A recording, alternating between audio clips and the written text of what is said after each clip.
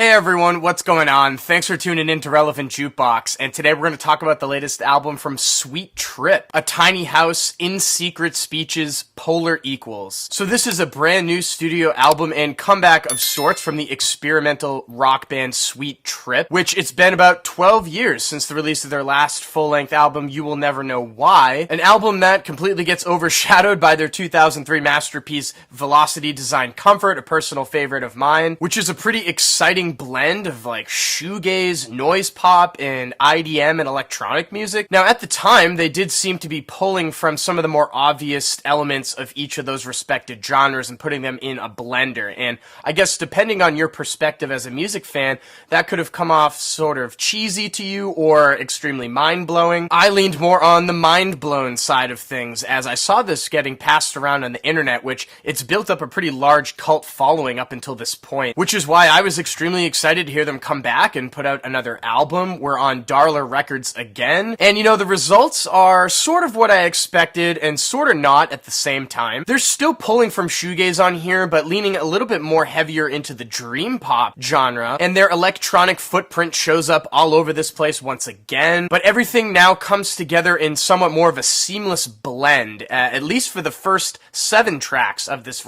album. The way everything opens up with the lead track Tiny Houses is just like a rush of instrumentation and color right into your face, and they keep that momentum moving forward in the track list as each track is just like its own piece of immersive shoegaze electronic kind of, you know, dream pop blend, if you will, and they're a little bit more on the lengthy side at times, stretching up to 6 minutes, with the song Chapters being a pretty big standout and strong standalone piece that I was surprised wasn't a single to the project. So all is good and steady and pretty cohesive up until we get to the 8th track, Come See the Night, and then things start to get a lot more choppy and inconsistent, starting with that track, which is like surprisingly scant and sort of brief comparative to a lot of the other cuts on here. I guess it could serve more as like a transitionary interlude moment for the project, but then that leads into the next track, Ran Flift, which is basically just an IDM piece that's very random though, just feels like it's been thrown into the track list, and the progression that it takes just kind of feels like a demo almost. I feel the same about the track Zephyr Melts the Heart into Modulation a couple tracks later, and then you have pieces like You and Polar Equals, which are both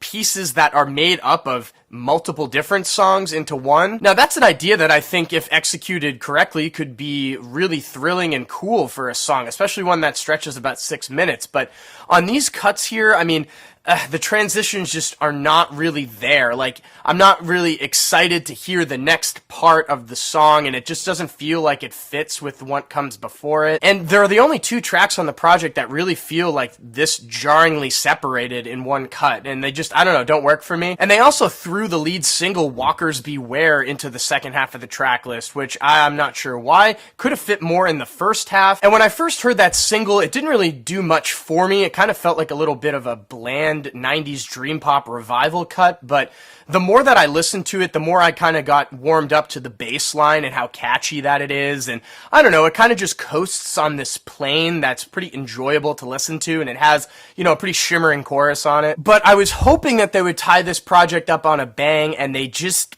don't really do that. The last cut is okay, but not really one of the more thrilling moments that the project has to offer, in my opinion. So overall, I did think this project was pretty decent. By no means was this a flop of any sorts. I mean, it is really consistent for the first half of the project and has a lot of really, like, colorful instrumentation and variety to offer the listener. But I don't know, I'm just kind of left scratching my head as to why the second half of it feels like a collection of B-sides and throwaways that weren't supposed to be on the original track list. But still, I don't know, it's cool that Sweet Trip is back. I hope that they continue to make new music, as I do still really enjoy this band quite a bit. And with that being said, I'm feeling a 7 over here on Tiny Houses. So for all of you collectors out there, this is getting a vinyl pressing right out of the gate, unlike some of their previous releases, and I have links down below to Darla Records where they have 2 different variants up for sale. It looks like the cover arts are different, so both of the band members are switched, one sitting and one standing. And I think there's only 500 of each of those copies, so you might want to act quick and grab one of those before they sell out. And if you have listened to this new Sweet Trip album already, what did you think about it? Let me know in the comment section down below. And as always,